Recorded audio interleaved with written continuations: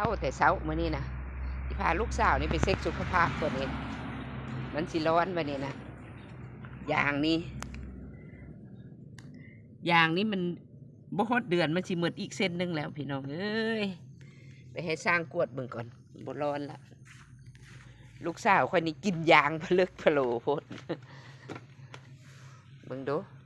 ไปหาสร้างมื้อนี้นะมาฮอดมือสร้างแล้วแต่สร้างพิจารณาได้ป่ะ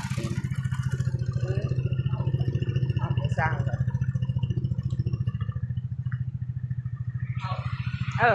เอาไหม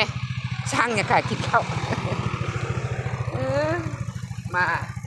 ทางใดเที่ยงคำแพงว่ามองตังบันนี้นะต้องได้ตังมองเที่ยงบอกว่าจังค่อยสีหูเบิ้งบอก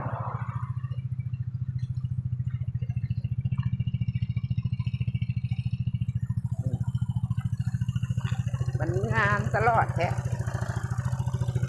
อย่างที่ใส่ไม่ไหม้นี่เป็นสีเบิร์ดละใครตัวนี้หากก็ใส่ได้2 ทิศ